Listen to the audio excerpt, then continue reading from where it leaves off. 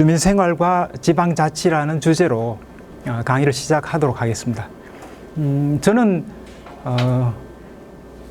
이제 퇴직을 했습니다만 36년 동안 경남대학교 행정학과에서 교수로 재직을 하다가 이제 퇴직을 하고 우리 영천시 인성교육관에 사실 소개를 받고 강의를 하게 됐습니다.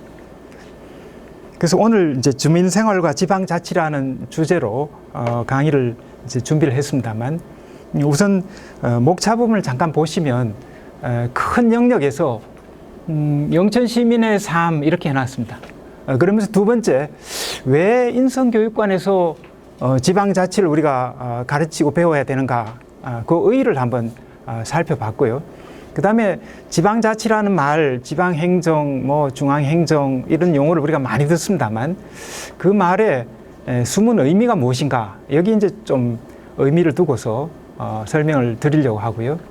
그 다음에 우리나라의 지방자치 및 영천시의 지방자치 모습을 잠깐 보고요. 그러면서 91년도 우리나라에서 지방의회 의원 선거가 이루어지고 나서 2021년이면 딱 30년이 됐습니다. 이 30년 동안 우리나라의 지방자치의 현실은 어떠한가, 문제점은 뭐고, 개선점은 무엇인가, 여기 이제 초점을 두고서 한 30-40분 동안 여러분들께 이제 말씀을 드리고자 합니다. 자, 먼저 영천 시민의 삶 이렇게 해놨습니다. 이 말은 현대 사회를 사는 시민의 삶은 어떤 모습인가, 그걸 간단히 요약을 해놨는데요. 현대 사회를 사는 사람들의 시민의 삶을 이야기하자면 저는 수직적으로, 역사적인 수식적인 측면에서도 봐야 되고 동시대의 수평적인 측면에서도 볼 줄 알아야 된다. 그래야만 현재 위치를 제대로 짚을 수 있다, 이렇게 이제 생각을 합니다. 역사적인 측면에서 보면 한 100년 전, 지금부터 100년 전이면 1921년입니다. 그죠? 일제치하라는 걸 우리는 알 수가 있습니다. 일제치하에서 우리는 일본으로부터 많은 수탈을 겪었습니다. 영천도 예외는 아니었죠, 보면. 그때 주민의 삶은 말하자면 중앙집권적인 식민통치 하에 있었다, 이렇게 이제 이야기를 할 수 있습니다. 주민의 삶은 매우 수동적이었다, 이렇게 이야기할 수 있겠죠. 그것보다 한 100년을 더 거슬러 올라가 가지고 조선시대를 보면 1821년 조선 순조 21년입니다.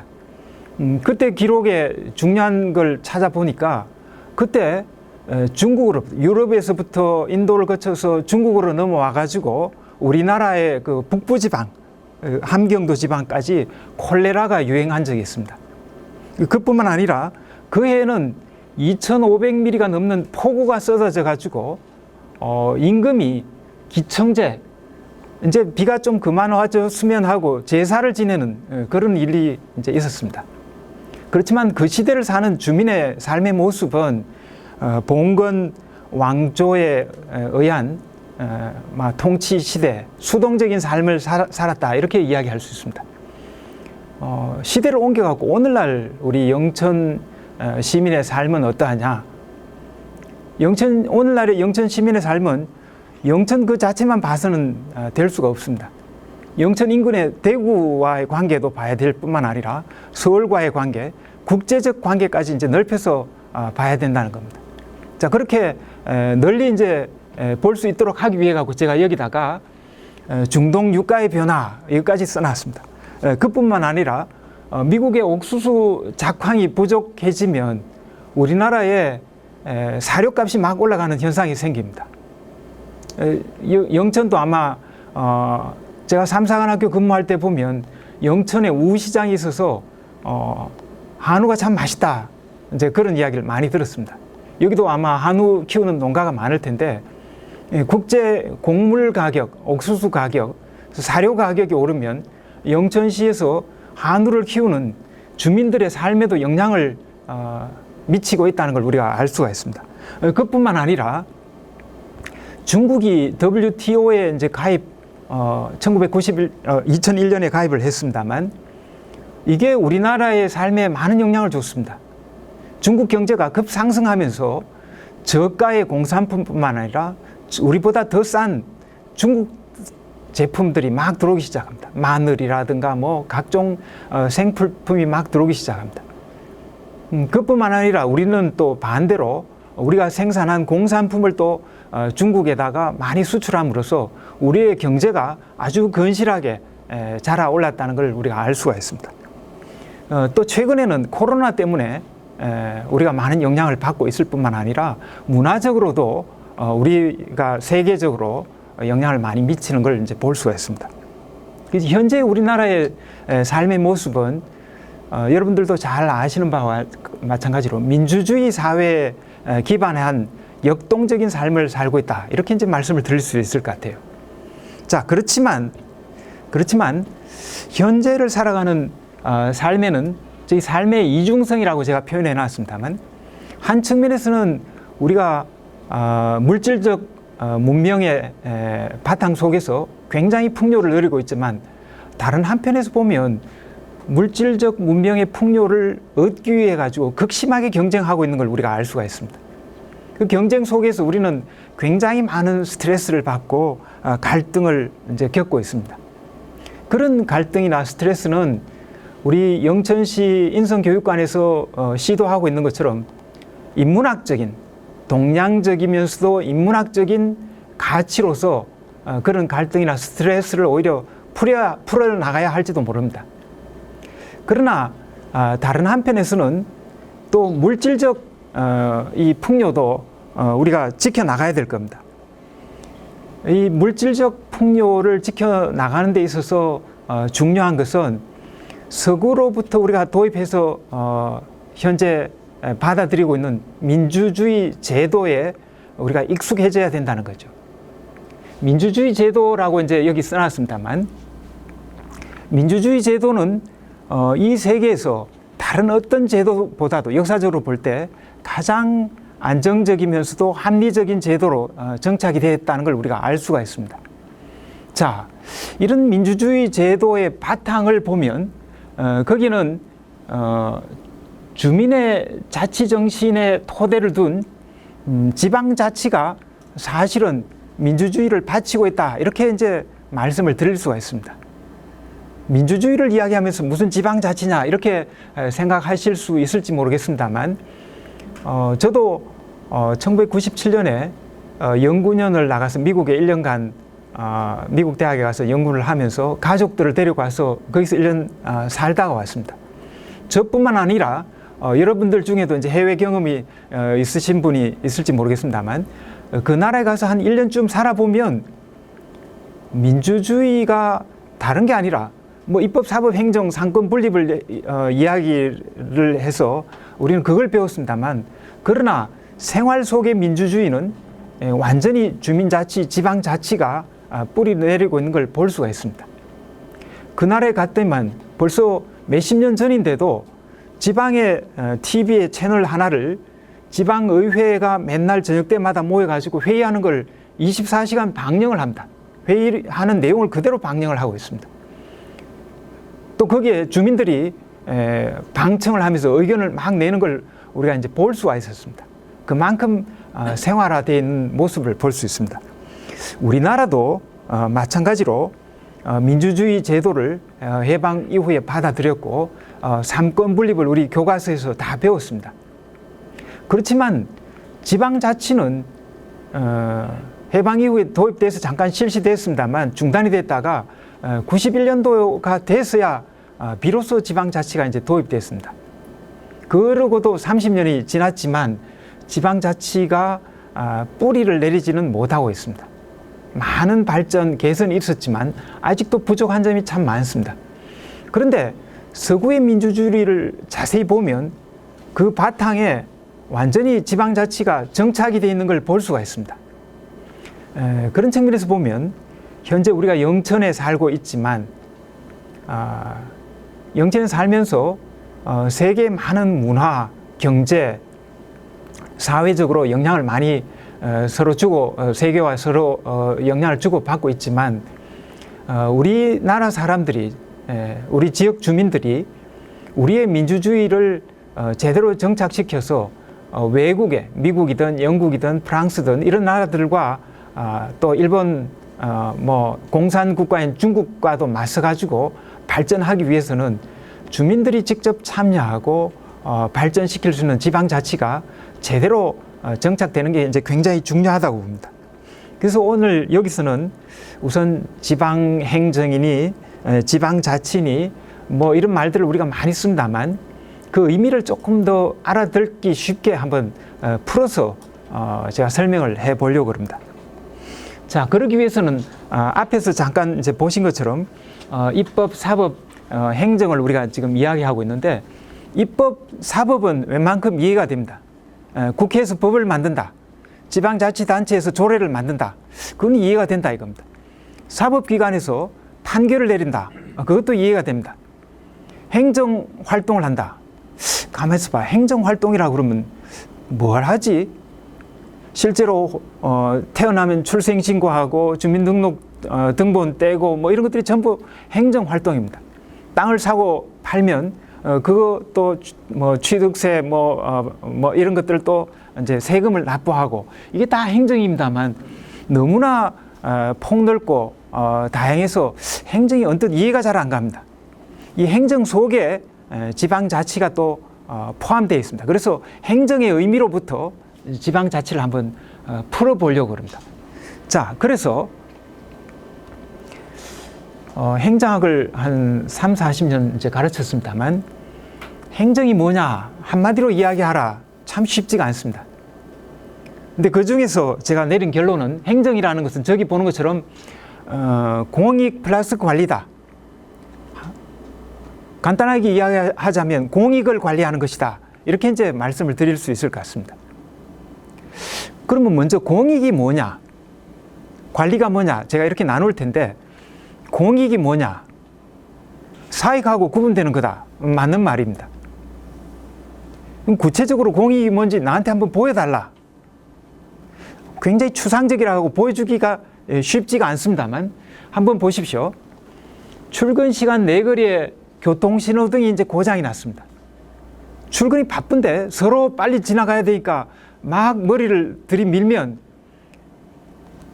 내거리가 완전히 막혀가지고 누가 정리해 주지 않으면 그걸 서로 일찍 가려는 이기심 때문에 사익을 앞세워갖고 이기심을 앞세우다 보면 그 사거리가 엉망이 돼가지고 아무도 풀어낼 수가 없습니다.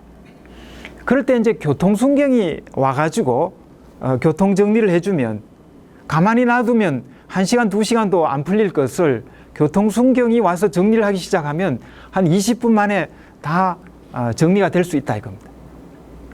여기 두 줄로 써놨습니다. 모든 사람한테 꼭 필요한 일이지만 그걸 개인한테 맡겨갖고는 아무도 하고 싶어 하지 않은 일. 그게 이제 공익이다 이겁니다. 자, 출근 시간 내거리에 교통신호등이 고장나고 교통 혼잡이 일어났는데 그 중에 한 사람이 의기로운 공익정신에 충실한 한 사람이 차에서 내려가지고 자기는 막 출근 포기하고 다른 사람 교통정리를 다 해준다. 교통순경과 똑같은 역할을 누군가 나서서 공익적 역할을 해줄 수 있다는 거죠. 행정이란 뭐냐? 개개인한테 맡겨놓으면 아무도 하기 싫어하는 것을 행정이 하는 겁니다. 정부라는 게 그렇게 해서 필요한 겁니다. 보면 다른 예들도 이제 많습니다.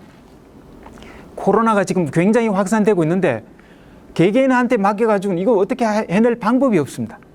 정부가 나서갖고 질서 있게 통일적으로 정리하지 않으면 해결할 수 없는 거죠.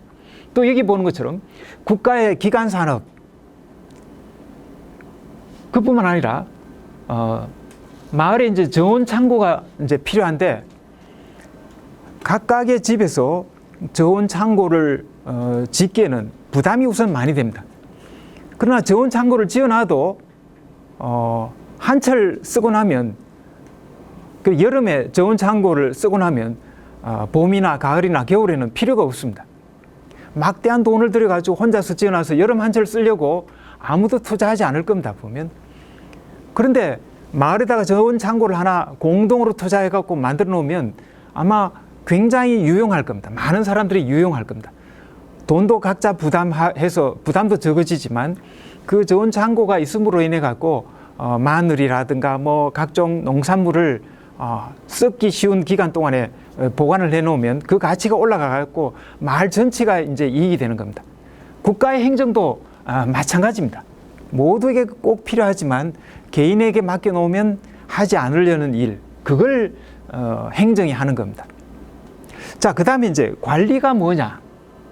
관리라는 것은 저기 관리의 원칙을 두 가지 써놨습니다. 관리를 하는 데는 능률성과 민주성이 동시에 요구됩니다. 여러분들 다 세금을 냅니다. 저도 세금을 냅니다. 근데 국가가 내 세금을 걷어간 걸 막 펑펑 아무렇게나 막 쓴다 하면 좋아할 사람 아무도 없습니다. 왜 내가 낸 세금을 아껴 쓰지 않고 막 쓰냐? 그래서 비용 절감 내지 능률성의 원칙이라는 게 굉장히 중요합니다. 이것은 비용 절감은 집권화되면 될수록 훨씬 유리합니다. 막 흩어지는 것보다는 집권화될수록 유리합니다. 그뿐만 아니라 민주성도 또 동시에 요구됩니다. 국가가 하는 일에 이 사람 생각 저 사람 생각을 다 받아가지고 골고루 혜택을 줘야 되는데 누구한테만 혜택을 주고 누구한테는 혜택을 주지 않는다. 한쪽에 불만이 생깁니다. 그걸 또 동시에 국민들의 동의, 주민들의 동의 하에서 협의해서 문제를 처리하는 것, 이런 측면에서 민주성도 굉장히 중요합니다. 국가를 관리하는 데 있어서 민주성과 능률성이 이제 동시에 중요하다는 걸 알 수가 있습니다.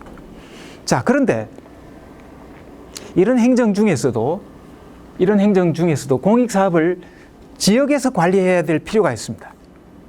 지방행정이 뭐냐? 지방자치가 뭐냐? 바로 여기에서 지방행정, 지방자치의 의미가 이제 생기는 겁니다.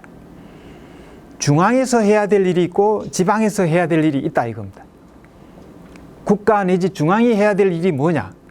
국방이라든가 아니면 그 외교라든가 아니면 통상이라든가 아니면 국가적으로 큰 재난이 일어났을 때 코로나 사태 같은 건 국가가 이제 나서야 됩니다. 지방한테 막 흩어놓으면 아마 능률성이 엉망진창이 될 겁니다. 한편 지방의 일은 지방이 하는 게 좋습니다. 국가가 273개 전 지방자치단체의 계획에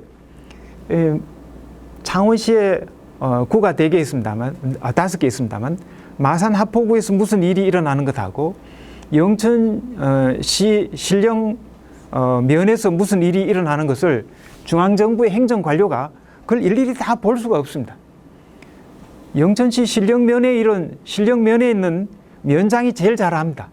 그 다음에 거기에 문제가 되는 건 주민들이 제일 잘합니다. 그 주민들이 협의해서 그 문제를 처리하는 게 훨씬 더 능률적일 수가 있습니다. 국가의 일하고 지방의 일은 수직적으로 좀 분할될 필요가 있습니다. 능률적으로 관리한다고 본다면 국가가 몽땅 다 돈을 적게 들이면서 관리할 필요가 있습니다. 국가 계획에 의해서 할 필요가 있을지 모릅니다, 보면. 그런데 그 부작용이 반드시 따릅니다. 그래 되면 독재가 되고 나중에 부패가 생길 가능성이 참 큽니다. 반대로 민주적 관리도 굉장히 중요합니다.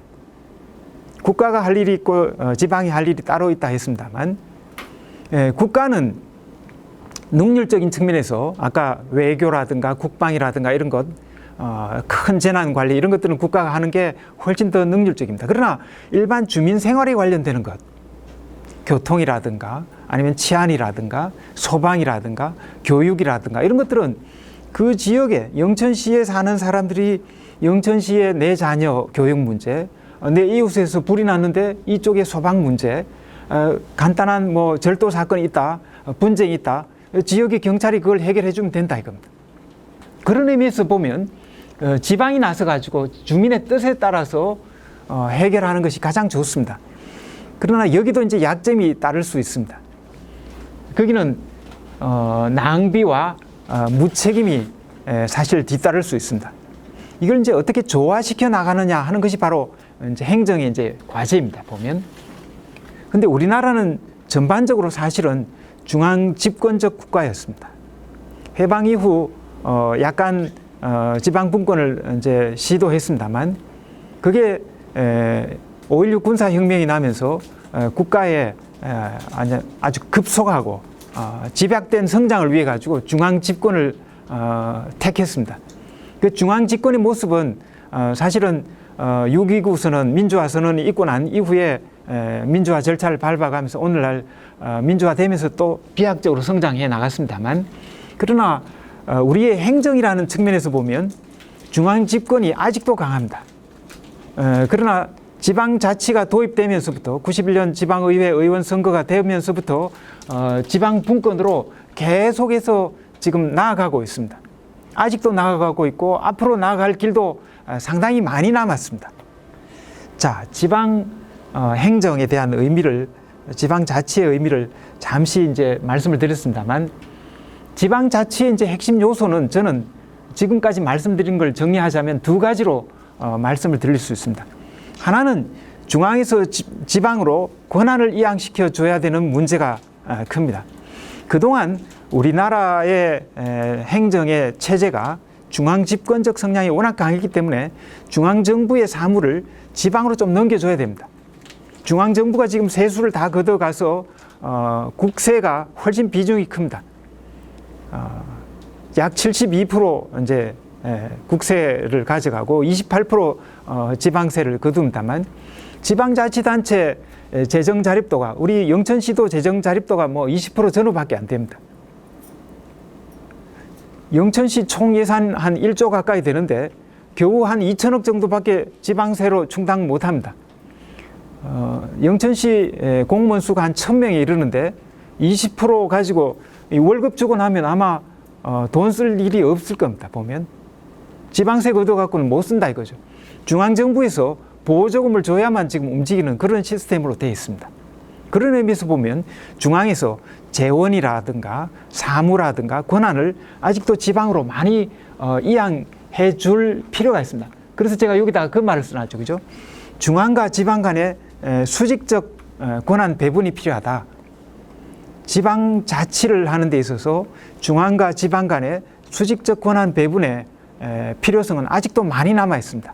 지난 30년 동안 많은 노력을 통해 갖고 중앙의 권한을 지방으로 많이 이양해 왔습니다만, 그래도 아직은 또 부족합니다. 그 다음에 두 번째는 주민 참여의 측면인데, 제가 여러분한테 이제 정말 강조하고 싶은 부분이 바로 이 부분입니다. 그동안 30년 동안의 지방자치는 중앙의 권한을 지방으로 이양하는 지방 분권에 치중했습니다만, 지금부터는 이제는 정말 지역의 주민들이 자신의 의사와 통제에 따라서 지방자치단체가 이제 운영이 될 수 있도록, 다시 말해서 주민 생활과 관계되는 많은 문제는 우리 주민의 뜻에 따라서 내 손으로 내가 일을 한다는 그런 정신을 우리 주민들이 확고히 가질 필요가 있다는 겁니다. 지방자치 발전을 위해서는 굉장히 중요합니다. 지금까지는 어떠했느냐? 그 점이 굉장히 약했다는 겁니다. 보면 중앙에서 지방으로 권한을 가져오고 영천시장을 뽑고 영천시 의회 의원들 11명, 10명은 지역구에서 1명은 이제 비례대표를 이제 뽑아놨습니다만, 주민 뜻하고 자치단체장이나 자치의회가 주민 뜻에 따라서 다 움직이느냐? 여기는 아직도 괴리가 좀 있다고 봅니다. 보면 이 부분을 이제 개선하기 위해서 작년 12월 초에 정기국회에서 지방자치법 전면 개정을 했습니다. 그 지방자치법에다가 제1조에다가 주민 참여 부분을 명시를 했습니다. 그전에는 그런 말이 없었는데 처음으로 이제 명시를 이제 해놨습니다. 그래서 지금과 같이 주민의 참여가 미약하고 또 주민의 권한도 미약한 이런 상태를 개선해서 정말로 주민의 뜻에 따라서 주민 손으로 일을 처리하게 하기 위해서 주민 참여가 굉장히 중요합니다. 주민 자치가 굉장히 중요하다 이겁니다. 그동안에는 결국 주민이 무관심하니까 여기 대리인이라고 제가 써놨습니다만, 주민의 대리인은 결국 지방자치단체장이나 지방의회 의원들입니다. 단체장이 자발적으로 영천시를 위해서 이제 일을 한다. 창원시를 위해서 이제 일을 한다. 거기에 이제 그냥 기대만 하고 있어서는 되는 문제가 아니다 이겁니다. 주민이 직접 나서라는 거죠. 그런데 문제는 그 밖에 이제 지방자치의 의미니 또는 지방자치의 뭐 기본 방향이니 하는 것들은 그냥 참조로 한번 정리를 여태까지 말씀드린 내용 속에 다 포함되어 있는 거라서 참조를 한번 보시고요. 그 다음에 제가 우리나라의 지방자치 변천 부분하고 영천시 행정의 일부분만 보여드리면서 우리 지방자치, 주민자치의 개선점, 문제점을 조금 말씀드리도록 하겠습니다. 여기 지방자치 변천에서 제가 짧게 말씀을 드리겠습니다만 48년에 우리나라가 이제 해방이 됐습니다. 해방이 되면서 우리나라의 헌법부터 민법, 그 다음에 지방자치법까지 사실은 영국이나 뭐 미국이나 이런 제도, 일본도 영국이나 뭐 독일 제도를 먼저 뺏겨가지고 다 도입을 해놨습니다. 일본 법을 참조하면서 서구의 민주주의 제도를 한꺼번에 받아들였던 게 바로 대한민국 정부 수립입니다. 그러면서 지방자치법도 거기에 맞춰가지고 이제 도입이 됐었습니다. 실제로 제가 어릴 때는 읍면동 자치가 이루어졌기 때문에 저 감나무 밭이나 이런 데서 읍면동 의회 의원을 뽑는 선거 유세를 제가 한 7, 8살 이때는 제가 본 기억이 있습니다. 아직도 그 기억이 나는데요. 그러다가 61년에 5.16 군사혁명이 이제 나면서 이 지방자치를 중단을 시켰습니다. 아까 능률성과 민주성이라고 이제 이야기했습니다만 민주성이 너무 광범하게 퍼지는 대신에 능률성이 너무 엉망이다 보니까 5.16 정부는 능률성을 위해 갖고 중앙집권적 말하자면 독재 정부를 구성하는 것이 우리나라의 발전에 획기적인 성장을 가져올 것이라고 보고 지방자치도 중단을 시켰습니다. 그러고 난 뒤에 독재 정부가 여러분 잘 아시는 것처럼 지속이 됐지만 또 한편에 있어서 우리나라의 경제 성장에 크나큰 토대를 또 만든 것도 사실입니다. 그러다가 1987년에 6.29 선언이 일어나면서 헌법 개정이 이루어졌고 그 헌법 개정에 따라 가지고 지방자치법이 개정이 됐습니다. 지방의회, 지방자치단체장 선거를 개시한다는 지방자치법이 이제 개정이 돼서 이제 만들어지고 이때 91년에 지방의회 의원 선거가 이루어지고 95년에 동시 선거가 이제 나타났습니다. 보면 이 91년을 기점으로 보면 2021년은 지방자치가 재개된 지 30년이 됐다. 이렇게 이제 우리가 이해를 할 수가 있습니다. 자, 그렇다면 지난 30년 동안의 지방자치를 우리가 어떻게 봐야 될 거냐? 지난 30년 동안에 우리 행정학자들은 성과를 이렇게 표현합니다. 저기 첫 줄에 써놓은 것처럼 확실히 주민에게 친절해지고 주민을 위해서 일하는 모습이 확실히 달라졌다. 공무원들도 정말 주민을 위해서 열심히 일을 하고 자치단체장, 시의원들도 주민을 위해서 일하는 모습이 확실히 달라졌다. 그 앞에 하고는 어떻게 달라졌느냐? 그 앞에 영천시장은 내무부 장관의 대통령이 이제 임명을 하겠지만 내무부 장관을 통해 갖고 지시를 받습니다. 영천시장은 영천 시민들한테 뭐 잘할 생각보다도 위에 내무부나 청와대에 잘 보여가지고 영천시장 마치면 좀 더 예를 들면 뭐 경상북도 지사로 갈 기회는 없는가? 그것만 신경 씁니다. 영천 시민에 대해서 신경 쓰지 안 했습니다. 보면. 근데 지금은 물론 영천시의 성과를 잘 내놔야만 또 도지사로 발탁되고 이제 이런 관계이기 때문에 일도 열심히 하겠지만 그러나 위를 보고 하는 행정이었다 이렇게 말한다면 지방자치가 이루어지고 난 이후의 행정은 주민을 보고 시민을 보고 하는 행동을 할 수가 있습니다. 실제로 지방자치가 되고 나서 공원이라든가 도서관이라든가 아니면 도로라든가 이런 것들이 얼마나 개선이 많이 됐는가를 여러분이 아마 실감하실 수 있을 것 같습니다.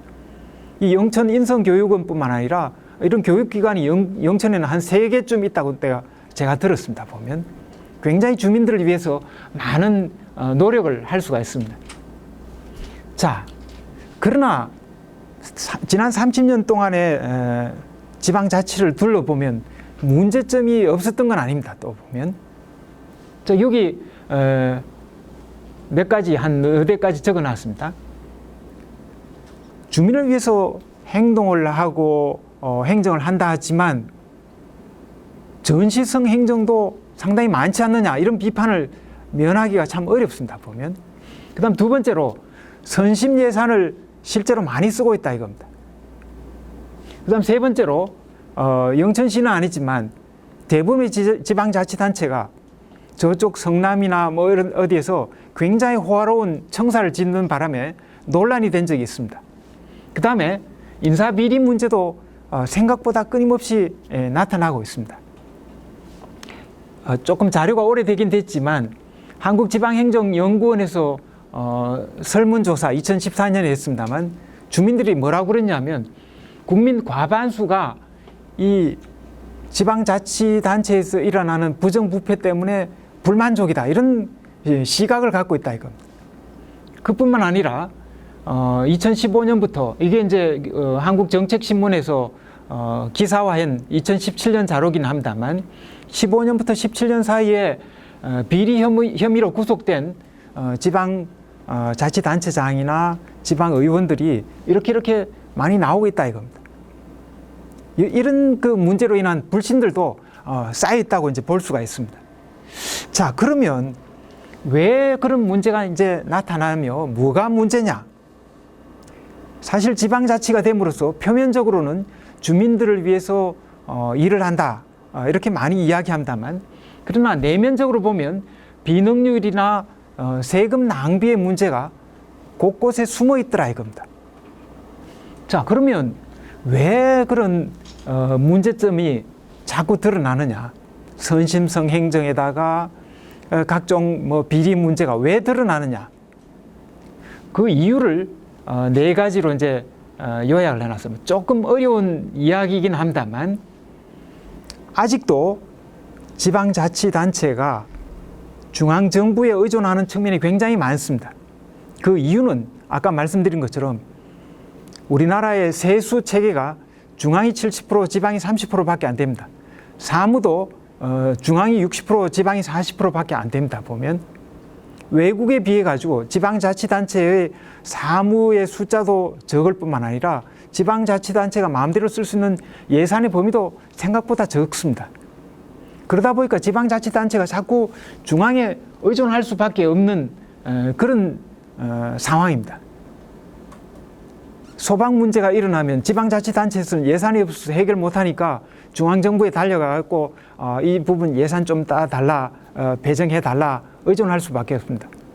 다른 부분도 지역 개발을 하기 위해서 공단을 조성하려 해도 돈이 부족하니까 중앙에 자금을 이제 빌려 오려고 노력을 합니다. 그러다 보니까 자꾸 중앙 의존적이 되는 문제가 이제 첫 번째로 이제 있습니다. 그 다음에 2번째는 주인 대리인 관계라고 써놨습니다만 지방자치단체에서 주민들이 자치단체장이나 지방의회 의원들을 선출을 해가지고 사실 지방자치를 움직이고 있는데 자치단체장이나 지방의회 의원들이 사실은 정치적인 측면에서 여기 정치가의 속성이라고 써놨습니다만 정치인들은 자치단체장이든 지방의회 의원이든 4년의 임기를 갖고 있기 때문에 4년 동안 일하고 난 뒤에 열심히 일하고 난 뒤에 주민들로부터 항상 선택을 받아야 되다 보니까 계획도 지역의 계획도 또는 무슨 일도 주민에게 잘 보여가지고 어떻든 표를 받아야 되는 거기에만 집중을 합니다. 이게 중앙정부에 의존하는 태도와 주민에게 단기간에 뭔가 성과를 내야 되는 이런 제도적 장치로 인해 가지고 제도적 한계점으로 인해 가지고 많은 문제점이 이제 드러나는 겁니다. 비능률과 세금 낭비가 거기서 이제 드러납니다. 보면 그다음 또 하나 결정적으로 이제 중요한 것이 뭐냐면 이 주민들의 감시 감독을 도와줄 수 있는 제도적 장치들이 그렇게 많지가 않습니다. 지방자치법상 주민 소환이라는 제도가 있긴 하지만 주민 소환이 제대로 된 적이 별로 없습니다. 몇 명에 불과합니다. 주민감사 청구 제도가 있긴 하지만 아무도 주민들이 지방자치단체를 막 비난을 하면서도 아무도 주민감사 청구 안 합니다. 보면 주민조례 발의도 할 수 있습니다만 아무도 주민들이 나서질 않습니다. 제일 중요한 것은 1번, 2번, 3번이 나타날 수 있는 제일 중요한 원인은 어디 있느냐? 주민의 감시 감독이 약하기 때문이다. 이렇게 이제 이야기할 수 있습니다. 주민 자치, 주민의 지방자치에 대한 관심이 중요한 이유가 바로 여기에 있습니다. 자, 그러면 이 문제를 해결하기 위해서는 어떻게 해야 되냐? 제가 한 6가지를 써놨습니다만 이게 지방분권 강화, 이것은 지금도 노력하고 있고 그전에도 노력하고 있고 어떻든 중앙정부로부터 지방으로 많은 사무와 권한을 가져올 뿐만 아니라 지방자치단체장이나 아니면 지방의회 의원들이 중앙정부로부터의 제약과 간섭으로부터 자유로워질 수 있는 그런 여러 가지 장치들을 많이 이야기해 놨습니다. 그러나 그것보다 저는 더 중요한 것이 이 주민의 자치의식 고양 내지 주민자치 공동체를 자꾸 활성화시키는 노력이 굉장히 중요하다고 봅니다. 이런 뜻을 반영해서 아까 말씀드렸던 것처럼 지난 연말에 지방자치법을 전면 개정을 하면서 제1조에다가 주민 참여에 대한 말을 일부러 문안을 써서 넣어놨습니다. 주민의 자치의식을 고양하기 위한 노력을 강화할 수 있는 토대를 주민자치법을 개정해갖고 지금 강조를 하고 있다. 이렇게 이제 말씀을 드릴 수 있습니다. 자, 분권 강화에 관련되는 첫 번째, 두 번째, 세 번째, 네 번째의 이야기들은 아마 다른 뭐 책이나 다른 데서 많이 보실 수 있을 겁니다. 요즘은 좀 짧게 제가 언급하고 주민 참여 부분을 말씀드리면서 결론을 이어갈까 생각 중입니다. 자, 뭐 중앙과 지방 간의 상호 역할 분담 협력을 이제 이야기합니다만 사실은 아직도 보면 중앙과 지방 간의 관계가 이렇게 수직적인 관계가 상당히 많습니다. 경상남도에 가면 행정부지사는 중앙에서 임명이 돼서 보통 내려옵니다. 물론 도지사가 못 받겠다 하면 안 받지만 그래도 중앙에서 부지사는 경상북도 부지사도 마찬가지입니다. 보면 미국 같은 데서는 어림도 없는 이야기입니다. 중앙에서 누구를 파견한다 말도 안 되는 이야기입니다. 당연히 자치단체장이 내 부단체장은 내가 다 정한다 이렇게 되어 있습니다. 그런 관계를 이렇게 수평적인 관계로 정말로 많이 바뀌어야 됩니다. 이 독일이든 프랑스든 스위스든 미국이든 이런 관계로 많이 바뀌어 있습니다. 수평적 관계로 점차적으로 이제 나아가야 된다. 이 점을 이제 첫 번째로 이제 강조하고 싶고요. 그 다음에 두 번째로 도지사나 시장 군수뿐만 아니라 그 뒤에 도의회나 시군의회의 자치 리더십이 동시에 강화될 필요가 있습니다. 이거는 많은 책에서나 또 많은 논의에서 언급되고 있기 때문에 요즘은 좀 간략하게 넘어가도록 하겠습니다.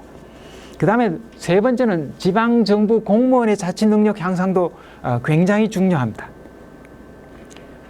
이것도 강조점만 제가 말씀을 드리고 좀 넘어가고요. 제가 강조하고 싶은 것은 이 주민자치 의식을 이제 고양해야 된다. 영천 시민으로서 신령 면민으로서 살고 있지만 신령 면의 문제에 주민으로서 정말 더 관심을 많이 가져야 된다 이겁니다. 생각보다도 30년이 지났지만 우리나라의 주민의 자치 의식 수준은 생각보다 저는 아직도 미성숙하다고 봅니다. 왜 미성숙하냐? 우리나라 사람들만큼 똑똑한 사람인데 왜 우리나라 사람들 미성숙하다고 그렇게 폄하를 하느냐? 그거는 사람이 잘못해서 그런 것이 아니라 여기 보이는 것처럼 우리 지방 주민자치를 개선하기 위한 실질적 제도적 노력이 그동안 부족했다. 저는 그렇게 생각합니다. 자, 이 점은 개정된 지방자치법에서 많이 향상시키려고 합니다. 제가 1조, 4조, 뭐 41조 뭐라고 써놨습니다만 이게 실제로 새로 개정된 지방자치법에 이 부분이 좀 변화가 돼갖고 이제 포함됐습니다. 옛날보다도 이 점을 강화하기 위해서 이번 정부뿐만 아니라 그동안 지방행정을 연구한 많은 사람들이 노력을 해서 지방자치법을 이제 개정을 해놨습니다. 그러면서도 읍면동 주민자치회를 많이 이야기합니다.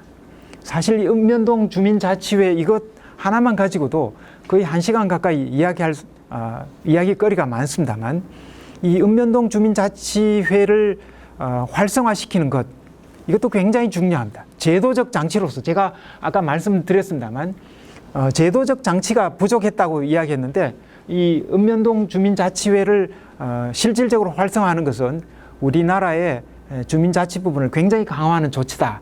그렇게 이야기할 수 있겠고요.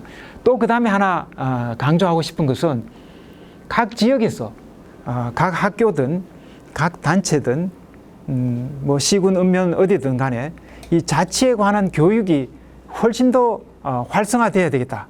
그래서 내 손으로 정말 주민의회를 직접 보고 시정에서 무슨 일이 일어나는가를 직접 보고 문제가 된다면 바로 의견 제기를 하고 이런 자치의식이 육성될 수 있도록 자치학교가 많이 운영됐으면 좋겠다 하는 생각입니다. 그리고 마지막으로 이제 주민자치 공동체를 이제 형성하는 것이 참 필요한데 사실 주민자치 공동체를 형성하기 위한 방법 중에 하나로 지금 고안해 놓은 것이 저기 읍면동 주민자치회 아까 잠깐 말씀드렸던 그 내용입니다. 그뿐만 아니라 저는 사실은 지역 단위든 직능 단위든 여기 마을자치, 학교자치, 상인자치, 기업자치 때로는 아파트 내에 아파트 주민 말하자면 주민자치회를 아파트 단위로 하는 것도 괜찮다고 저는 생각합니다. 보면 저도 아파트에 살고 있지만 아파트에서 무슨 회의를 한다 회의를 제가 한 번도 가보지를 지방자치를 이야기하면서도 한 번도 가보지를 못했습니다. 근데 회의를 열리는 시간을 보면은 제가 가기 어려운 시간에 항상 회의를 이제 하더라고요, 보니까. 그래서 이런 것도 사실 좀 더 뭐 그게 기업이 되든 아파트 촌이 되든 아니면 어디 상가의 상인자치회가 되든 학교가 되든 마을이 되든 이런 부분에 자치 활동을 계속해서 강화해 나가야만 이 주민자치가 진짜 활성화돼 가지고 우리의 지방자치 토대를 뒷받쳐 줄 수 있지 않겠느냐. 그렇게 이제 강조하고 싶습니다. 자, 끝으로 영천 시민의 삶을 이제 이야기하면서 작은 전 세계로 보면 작은 영천이지만 이 영천에 산다고 한들 전 세계와 연결되어 있지 않다 이렇게 이야기할 수는 없습니다. 전 세계와 긴밀하게 연결되어 있는 만큼 또 민주주의 제도를 통해 갖고 우리 영천 시민의 삶을 고양을 시켜야 될 텐데 수동적인 삶이 아니라 적극적 참여 자세로서 살아야만 민주주의 제도가 발전할 수 있지 않겠느냐. 민주주의 제도의 바탕에는 지방자치가 있고 지방자치의 바탕에는 주인의식을 가지고 주민이 참여하는 것이 이제 중요하다. 그렇게 저는 연결성을 짚을 것 같습니다. 그러나 풍요로운 삶을 살아가다 보면 경쟁이 치열해지고 갈등도 스트레스도 이제 높아지는 측면도 동시에 증가하는 걸 우리가 알 수 있습니다. 제가 그런 갈등으로부터 야기되는 스트레스의 증가 같은 것들은 미국의 현대적인 민주주의 제도를 아무리 봐도 그건 해결해 주는 방법이 별로 없습니다. 민주주의 제도를 우리나라가 잘 받아들여 가지고 국가가 융성하고 발전하는 것도 필요하지만 거기서 스트레스를 받는 측면도 사실 많이 있습니다. 현대사회의 문제점이라고 할 수 있을 텐데 이 점은 사실은 서양 사람들도 민주주의는 발전시켜서 물질적으로 풍요할지는 모르겠지만 오히려 자기네들의 문제점을 동양 사상에서, 동양 정신에서 오히려 본받으려고 하고 있습니다. 우리 영천 인성문화원에서 프로그램을 쭉 보니까 민주주의 제도에 대한 것보다도 사실은 동양 정신 문화에 상당히 치중하는 것 같습니다.